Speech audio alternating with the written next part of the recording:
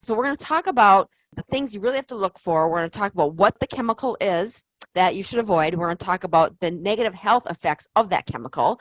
We're going to talk about the symptoms of that chemical exposure. And then we're going to talk about some of the foods and products that that chemical is in. So this class is just, I don't want to make it too complicated. So this is why I just think that once you can get an idea of these top 12, 15 that I have tonight, is that you will just start reading labels. That's, I guess, my biggest takeaway from this class tonight, is that if any of these 12 that I've picked, I think there's 12 or 13, any of these that I picked tonight that are on a label, you have to not buy that product. Okay, because there's been research done, and I'm going to share with you some groups and organizations that have actually done studies and on these chemicals that are detrimental to your health, and they're causing very critical health concerns. So we're going to go over all that. So I would take some notes tonight, or at the end, what I'm going to do is I am going to offer a couple of links that you're going to be able to go to do your own research. I'm going to offer you a couple PDFs that you can get from me, or you can download off the internet. That's where I got them. So I'm just going to give you some resources so that you can continue to do your own research on this. I mean, again, always want to bring you information that's factual and information that I know the government, the FDA, and all the pharmaceuticals don't want you to know about. They're not in it to help us. Okay, the allopathic medicine is not really in the position to help us create balance in the body. So when I'm going to share with you at the end, when the FDA is being, funded by certain organizations that are just not for health, but for the bottom line, which is the money, then this is why a lot of these chemicals are being allowed into our food and products, and they shouldn't be, because there is absolutely some pretty devastating health crises that these chemicals can cause, and eventually they will if you keep exposing yourselves to them. So why it's allowed in the US, I'm going to share that too, but this is why we as consumers have to be very, very cognizant of what we're putting in and on our bodies, because nobody's going to do it for us. The marketers aren't going to, of the food products and the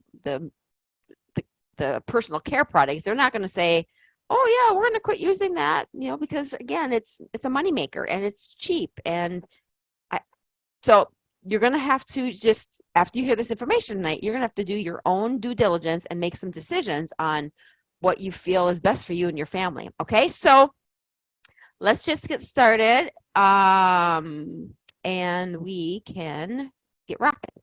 So just remember that anything that I teach, all the classes I teach in here are not to diagnose. Okay, I'm not a medical doctor.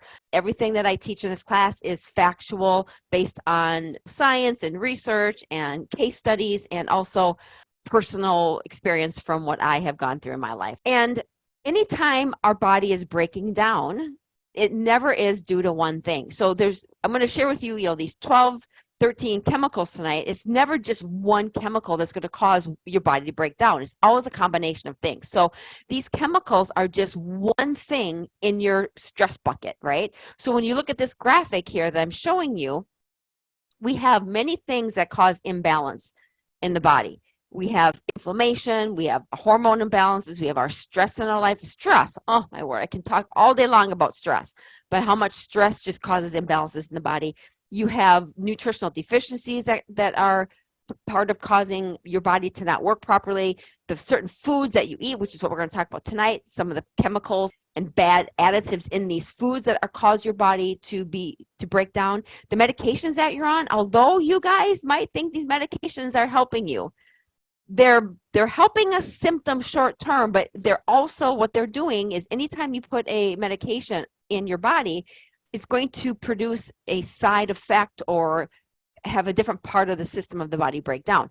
Also, believe it or not, there are some additives put in medications, especially antibiotics.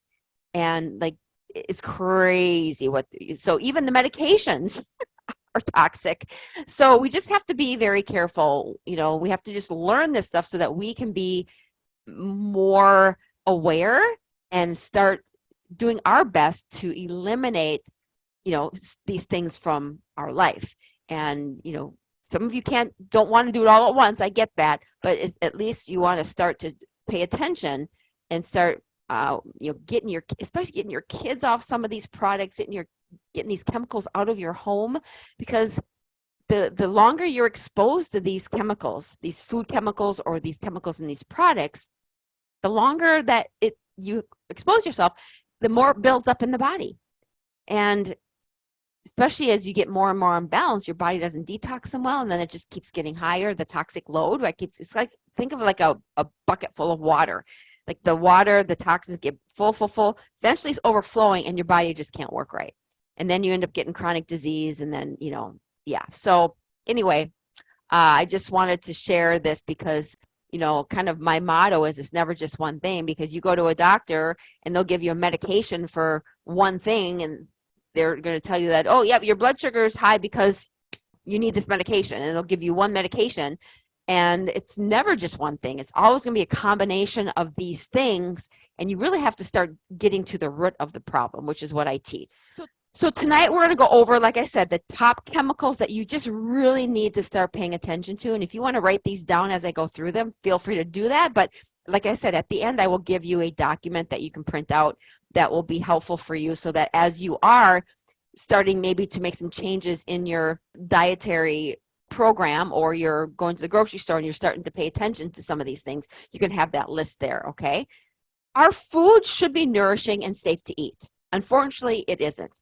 There's more than 10,000 chemicals that are allowed in food sold in the U.S., and some are direct additives, such as preservatives like BH or BHA or BHT. So I'm going to go over these in detail tonight, but BHA and BHT are intentionally added to processed food, and you're going to learn a little bit why those are so bad. And others are so-called indirect additives, like heavy metals that contaminate food during processing, storage, and packaging. So almost 99% of food chemicals introduced since 2000 were green-lighted for use by food and chemical companies rather than properly reviewed by the Food and Drug Administration. Many of these widely used chemicals are associated with major health, and including risk of cancer, developmental harm, and hormone disruption. These substances end up in what we eat thanks to a legal loophole that allows foods to be classified as generally recognized as safe. So the FDA has this loophole, generally recognized as safe. So it's a loophole that the food and chemical companies have exploited for decades. It means that instead of the FDA determining which foods chemicals are safe to consume, the manufacturers of those substances get to decide. Why do the manufacturers get to decide? Why in the world do we have the FDA then? Right? The FDA doesn't want to do that because they're profiting from this. They're getting, right? So the FDA is allowing the manufacturers. Well, of course, the manufacturers are wanting to make a profit. So they're not going to ever expose that the chemical is bad. So we're the ones that have to do the research, because the manufacturers aren't going to tell us the truth. They're not going to tell us that BHA and BHT cause cancer. And they're not going to tell us about these chemicals in the foods. And the reason why they put them in there is always to preserve products and to sometimes make them taste better. For color, which you'll see, I'm going to go through all of them, but we just got to be very, very careful when we put these in our body. So let's just get started. So what we're going to go through what the chemical is that I think you really need to be aware of, and write this down. And when you're looking at labels, make sure that this isn't in it. What are some negative health effects of this specific food chemical? The symptoms that you may experience if you have this chemical exposure. Maybe not immediately, but down the road, if your chemical exposure starts to build up, the chemical starts to build up in your body. And then also some foods and or products that this chemical is in. So number one, we're going to talk about nitrates. And these are chemicals used to preserve and or add color to processed meats. So these are always in processed meat. The negative health effects are they cause cancer. They have cancer-causing agents in them. It affects your blood vessels, so it gets your blood kind of thick and sticky. Some of the symptoms that you might experience are headaches, dizziness, difficulty breathing, and nitrates are in every processed food. Any over-the-counter packaged meat, the bologna, any packaged meats that you buy in the grocery store are going to have these hot dogs, sausages, bacon, all of that. Okay, so please, if you're going to buy meat, make sure you buy it organic, grass-fed, fresh, not packaged, processed meats.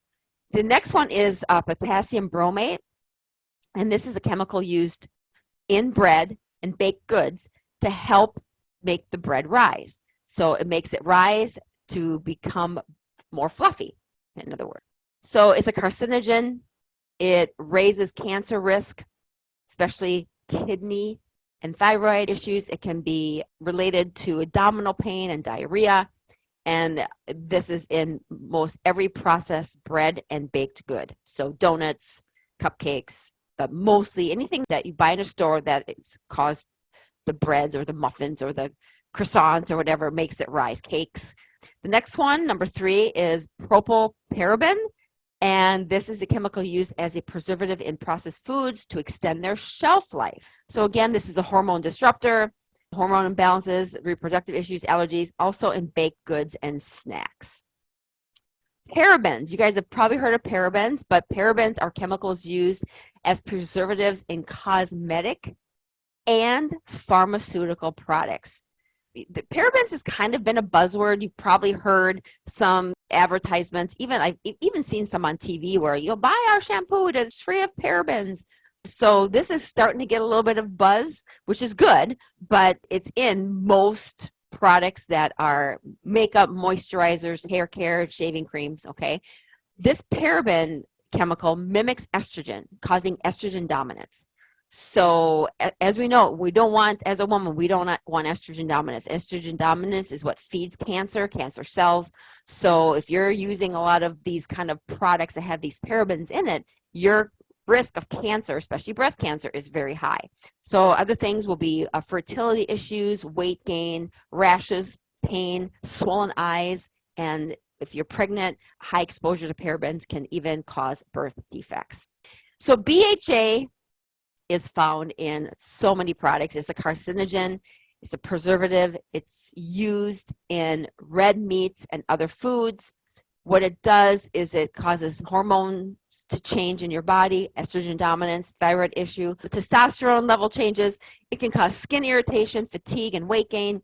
And it's in processed food, cosmetics, cleaners, moisturizers, and pharmaceuticals.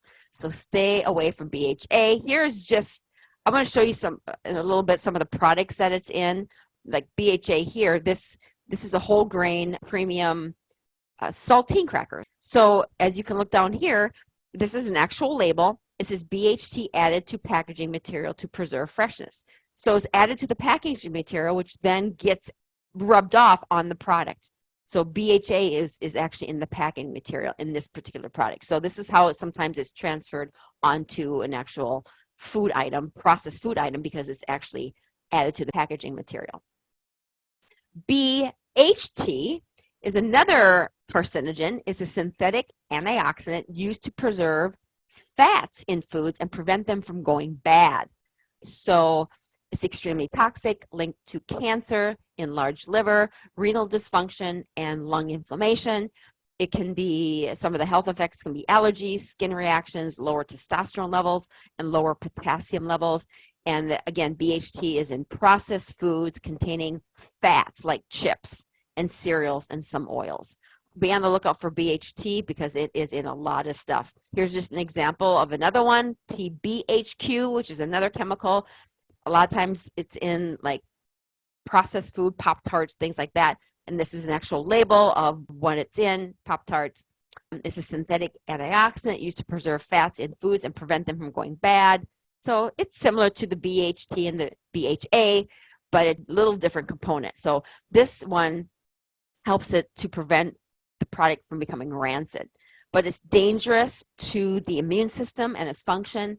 It can cause allergies, nausea, vomiting, and ringing in the ears. And it's in so many processed foods like crackers, fast food, and microwave popcorn.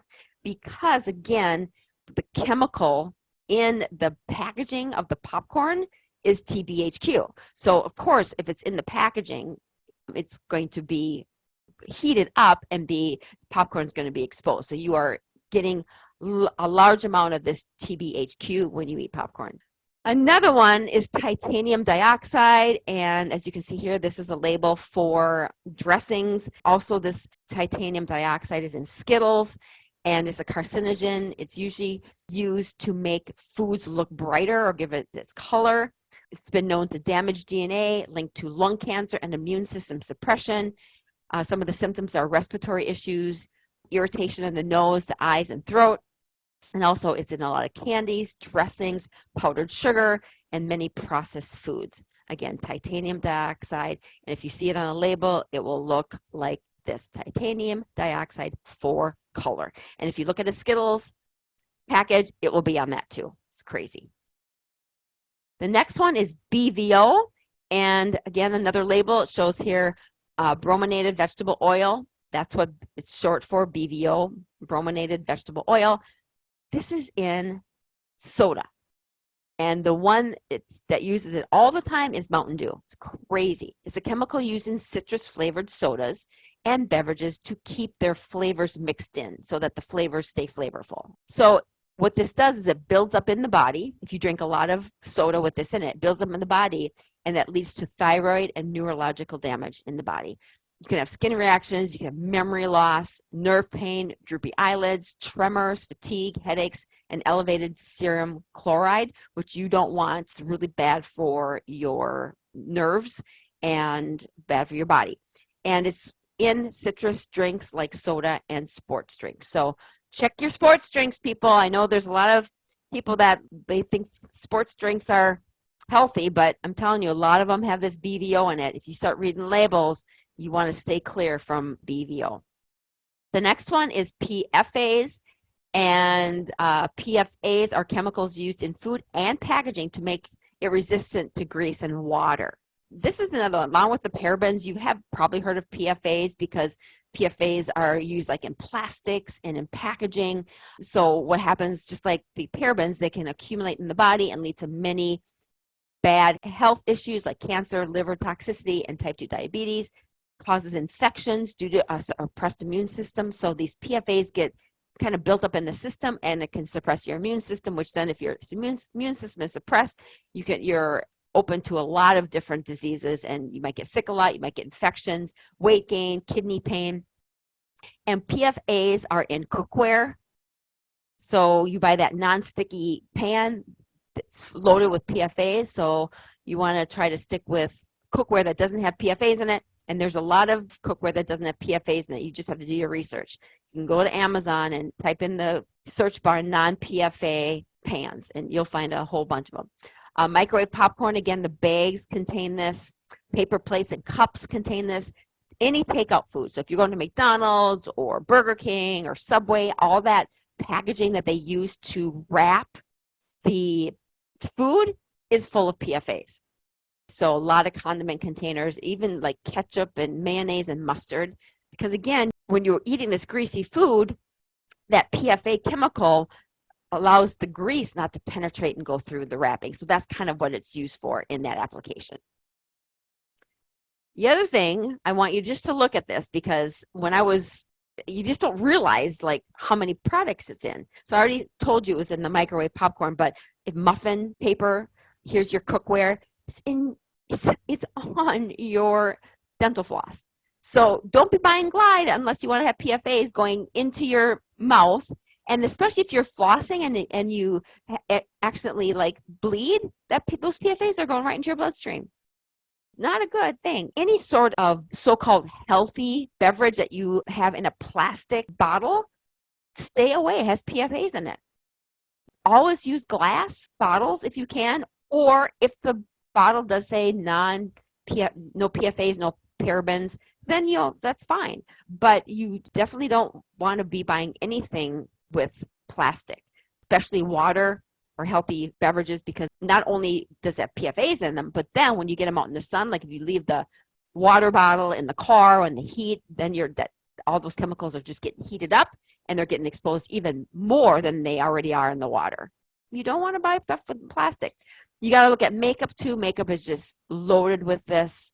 So makeup, lipsticks, things like that. And then I already talked about the packaging for the fast food products. Yeah, it's in everything. The next one, which you're probably heard of, but artificial colors, and that's exactly what they are. Artificial colors are synthetic chemicals used to add color to foods and make them look more appealing. Yeah, they can affect the development and they can cause behavioral difficulties in children, hyperactivity and allergies, ADHD, and colorful candies, cereals, snacks, beverages, and processed food. So there's artificial colors in everything. Here's some of the names of the artificial colors. You'll see on labels, you'll see blue number 1, blue number 2, green number 3, red number 3, blah, blah, blah. So when I'm looking for products, I don't want to see any of these. I would rather see, like, if something is yellow, I'm buying a product, an organic product that's yellow, I want to see, how about they use curcumin in it as a color to make the product colorful, not a chemical color. So again, you want to look at these because these are very unhealthy and they build up in your body. That's where the danger is. Like, you guys, listen, our bodies are designed to build a detox, right? But the thing is when you keep loading and keep eating these things, and they just build up, and then your body's detox pathways kind of just get broken. They get affected, and then you're not able to detox these out, and it breaks down. You've got to do two things. One, you've got to lower the toxic load. So you got to start not putting these in your body. And then once they're not in, you got to start building up and healing the damage that these things have done. So you got to heal the detox pathways. You got to heal the cells, because these will do a lot of damage over time. So I'm not trying to tell you all this is scary. I'm just saying our bodies are very resilient and our bodies are very tough, and our livers and kidneys and everything are very strong, but we've got to start giving it support by not putting this junk in so that our bodies can operate how they're designed to operate. Then there's food additives. And I'm going to tell you something. You guys can do your own research on this, and I'll show you some things that you can research yourself. But food additives, there's thousands of them. And they're basically chemical substances added to food to maintain its quality and appearance, also used for taste enhancement. There's E100, and it would be like E101, 102, 103. I mean, it's crazy. There's thousands of them. So you guys can go to, I want to give you a website that you guys can go to that will kind of show you or give you a deeper dive if you really want to learn about this. It's called dermnetnz.org. dermnetnz.org. And it looks like this. Let me just show you. This is the website. And when you look under food additives and E-numbers, this is what blew my mind. So this is what I was telling you. It gives you the E-number, and then it tells you the description, the name, and examples of how it's used. As you can see, there's thousands. Then you got the E200s, right? And it shows the exact name of the E-number. And then it says the description and the example of what it's in. So like for example, E200 is sorbic acid, and it gives you the description, and it says it's commonly used in soft drinks, cheese, frozen pizzas, and cakes. And so it just gives you a really good understanding of what these different E-numbers are and what they do. Okay, so that's one website. Another one that you guys can go to is it's called proe.info, and I'll post these in the comments after this class is done, so you guys will have the links. But these actually, now you can look up a specific E-number, and it will give you a deeper explanation, and they'll actually kind of tell you like the benefits or the harms and how it's used. So this is very fascinating. So what I just did is, you can go up to the top here, and let's say I want to go E201. So you just type 201, and it'll jump right to 201, and it'll say it's sodium sorbate, and then it'll just give you a bunch of information on it. Okay, so I really found those very helpful in my research.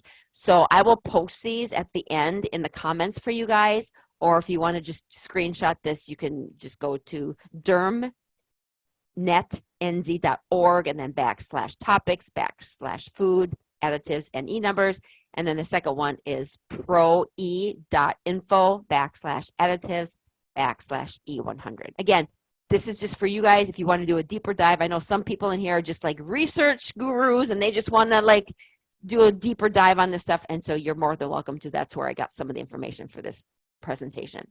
The next one is artificial sweeteners, and artificial sweeteners are sugar substitutes used to sweeten foods without adding calories. They are carcinogens.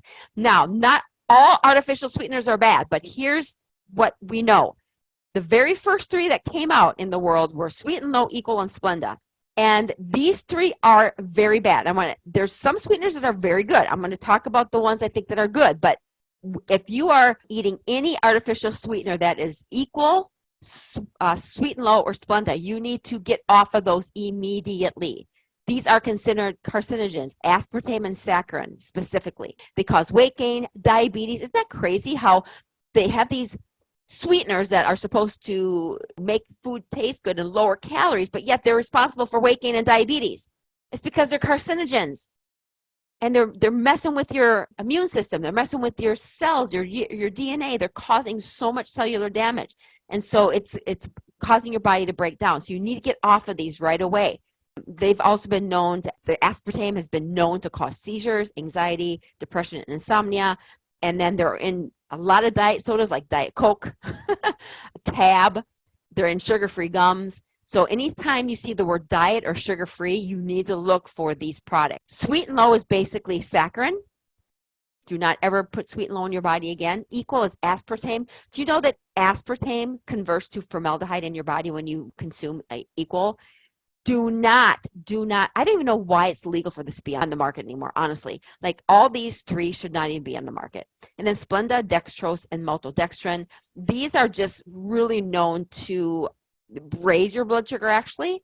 They're not as carcinogenic as saccharin and aspartame, but they are dangerous in the fact that they cause cellular damage and they will affect your cells on a cellular level. And they're known for causing cravings and weight gain and type 2 diabetes. So these three you need to stay off of. You need to start looking at sweeteners like stevia. I love stevia. It's my favorite. In fact, I'm going to give you guys a little hack. There is a company called Zevia, and it's Diet Pop. It's Diet Pop, but it has stevia in it. And if you look at the label, you're going to see it's non-GMO. So what that means is that there's no GMO products in this can.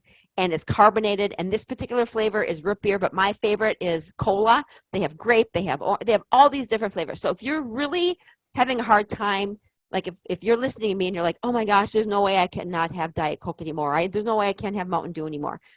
I would suggest that you start to consider Zevia.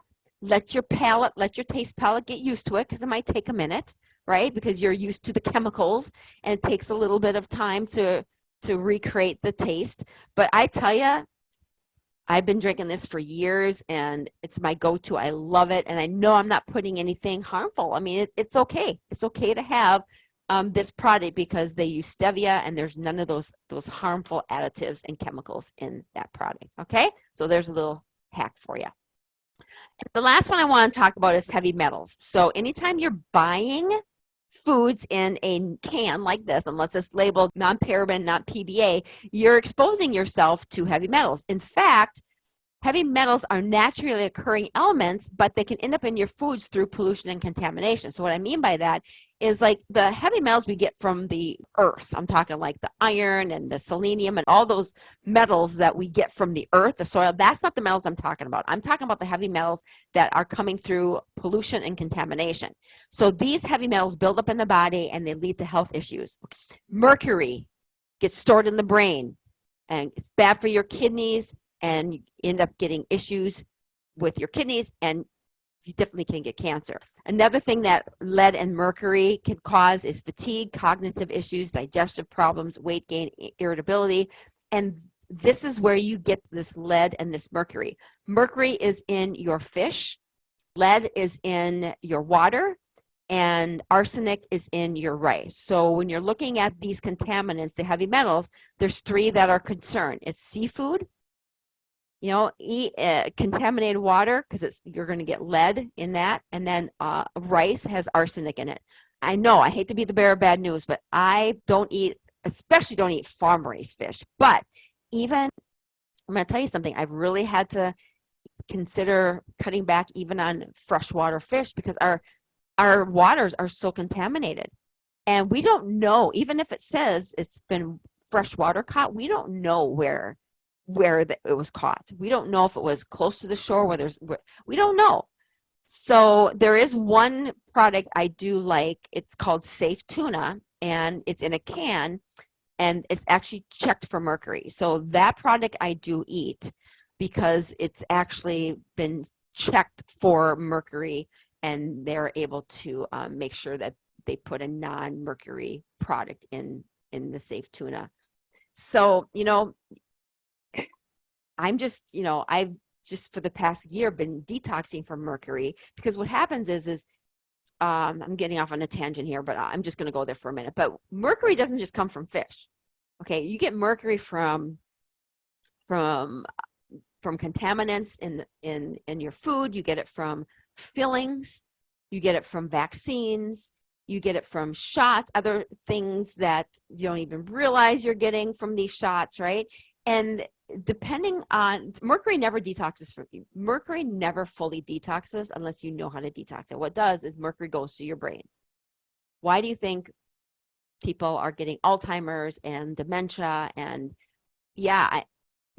Anyway, that's a whole nother topic. I'm not going to go down there. But anyway, my point is that I had my fillings removed years ago, but even if my fillings were removed, mercury is stored in your brain, and your mercury doesn't just naturally get detoxed from your brain. You have to do a specific mercury detox that's very specific in how you do it. You're not going to just, this is why I get so irritated when people come to me and say, oh, I'm doing a detox. You can't detox in a week or a day, especially mercury and lead. That takes takes years to detox these from your cells. You can't just do one detox. That's not how it works. So anybody, you're being told that, oh, you can detox mercury and lead and all this from your body, and by doing one detox for a month, it's not how it works. It takes a long time, and you got to do it the right way because mercury likes to stay in the brain, and you have to do it a specific way with specific detox supplements and making sure your other detox pathways are open and ready to go. I digress. I really went off on a tangent. But anyway, I just wanted to share with you that heavy metals are a concern. So again, we want to always consider just making sure that we cut back on what we put in, right? So if we know that we're getting mercury from fish and we're getting lead in our contaminated water, wouldn't you want to make sure that you have a reverse osmosis system in your house so that you can make sure that it's detoxing this out of the water? And you're not putting any more in? Wouldn't you want to make sure that you're not eating rice unless it's for sure 100% organic and non-GMO, which then is tested? Again, these are the things that you just want to pay attention to, okay? So the FDA is supposed to protect us, right? The Food and Drug Administration is responsible. This is what they're supposed to do. They're supposed to be responsible for protecting the public health by assuring the safety, efficacy, and security of human and veterinary drugs, biological products, medical devices, and our nation's food supply, cosmetics, and products that emit radiation. Okay, if that's what they're supposed to do, why haven't they banned any products? Why is it that when you go to Europe has banned over thousands. You go to Europe and they've banned thousands of products that they won't even put in their foods. PBAs, BHT, BHA, parabens, all that. Totally not even a part of Europe's food supply. But yet here in the US, here are some that the FDA is still considered, what they say, safe. Formaldehyde, petroleum, parabens, and half of these I can't even pronounce them, right? Some of these I covered tonight. So the FDA is an agency within the U.S. Department of Health and Human Services run by the government, and they're funded by Congress and pharmaceutical companies pay Congress. So if you think the FDA is helping you or keeping you safe, it's just not true. Otherwise, all of these I've been went over tonight wouldn't be allowed because they all have been proven factually by reports and studies and science to cause health damage. The FDA is not, in my opinion, when somebody comes to me and they say, oh, but it's FDA approved. To me, FDA approved means it's not approved. Like I wouldn't, if something is FDA approved, I for sure know that I don't want to put it in my body because it doesn't matter. It's not, FDA does not care. As I've proven to you, they think formaldehyde is okay. They think parabens are okay. They think petroleum is okay to put in your body. Are you kidding me right now? It's just ridiculous. So when you see something that says FDA approved, to me it means okay, if it's FDA approved, I'm running the other way. I won't put anything in my body that's been FDA approved. You know, yeah, whatever. I'm not gonna go down that path anymore. But so what I would suggest that you guys start doing is go to ewg.org. This is where you can do research on products that are safe and have been evaluated by this organization. They go through every product, they go through products, they go through personal care products, skincare products, food, and they give it a score. And they will tell you on a score of 0 to 10, like 10 being it's totally safe to 0 being it's not. And you can go through there and you can punch in anything that you want, any cleaning product, any personal care product. So let me show you. I have it up here. So here's the EWG site. So if you go and let's say you type in lemons, right? You can look up different lemons. It'll tell you, I'm going to use a different. Let's do Fruit Loops. You can look up Fruit Loops and it's going to tell you, it's going to give you a score. So 1 is the best, 10 is the worst. So let's click on here. It says, whoops. Yeah, so you're going to look at Fruit Loops and it's going to tell you, like, on the scale of 1 being the best to 10 being the worst, it's going to tell you Fruit Loops Ice Pop Juicy Bars are 5. Here's the Fruit Loops Soft Gummy Candy is a 6. Here's the sweetened multigrain cereal. Let's click on that. This is 8. So let's look at it. So it's going to tell you the nutritional concern. It's going to tell you the ingredient concerns. So if you click on the ingredients, here you go. Look at it. It has BHT, yellow 5, natural flavor, yellow 6, riboflavin, and red 40. So it's going to tell you everything that's in that food and basically give it a score. So, I mean, how I use this site is if I look something up, if it doesn't have a score of at least like 3 or 2 or less, I'm not even going to probably put it in my body. So as long as you know what you're putting in and you understand what it can do, then there you go. Now I've vetted. So the thing I've done with, especially with Zevia, is I will go to some companies and I'll actually call them and I vet them. And so EWG is an amazing source, but I also want to hear it from the company, right? So sometimes, especially products that I consume on a regular basis. So Primal Kitchen is one I vetted myself. Zevia I vetted, and there's a couple others. I've actually called the company and to have them send me some reports and things like that. So that's why I'm very comfortable with Zevia, because I know it's like, I mean, of course it's not food. Anything that you don't grow from the ground is always going to be a potential not perfect food, right? But you kind of pick your battles, right? So I don't put anything as food that's like under a 3 in my body pretty consistently. So, but again, is the 4 or 5? It's probably okay. 6, 7, 8, 9, 10, getting up there in the red zone, you're just building that toxic load. And that's the other thing. It's like, this is what another thing to understand is like, if your toxic load is full and you know your toxic load is full because you're not feeling good, you're overweight, you have all these symptoms, you're on medications, you know your toxic bucket is full. So you got to be even more careful about making sure you don't put stuff in. So my toxic bucket is pretty low. So if I eat something once in a while that's a 10, I probably wouldn't. But if I ate something once in a while that had a 10 in it, my body would be able to process that and detox it out because my bucket is low. You see what I'm saying? So that's another way to kind of gauge how you are navigating using this system I'm teaching you for you. And you guys have to do what you feel is best for you. But I wanted to just at least give you some direction tonight on some of the things that you can start exploring and working on and researching yourself to see if it's something that, you think is important for you. So I hope this was helpful, you guys. Beth says, so a good idea is to stay with organic. Yeah, so organic and non-GMO. So non-GMO and organic are two different labels, okay? So you're going to go to a store and it only has non-GMO. If it says non-GMO, it doesn't mean it's organic. Non-GMO just means that it hasn't been injected with genetically modified organisms.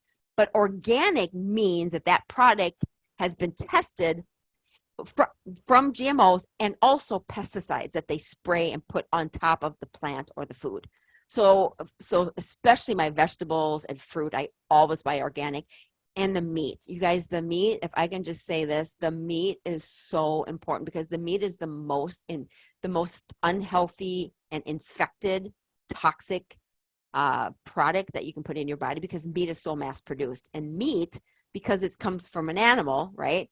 The companies that are manufacturing these meat, the beef or the pork or chickens or whatever, they're mass producing these. So they want their chickens to grow extremely fast. And so they cram all these chickens into a big, pen, and then they inject them with antibiotics because they're all getting sick, because they're eating grain that's full of, GMO products. So the chickens are eating all this really gross stuff, and they're getting, big, and then they're getting so big so fast that then they get sores because they end up busting their skin open because they're getting sores. And so then the government goes in and injects them with antibiotics. So I'm just saying, if you're gonna eat meat, make sure, if anything you buy organic, make sure it's the meat, because you are getting hormones when you eat meat, beef, chicken, eggs, not fish unless it's farm raised, but beef, chicken or eggs.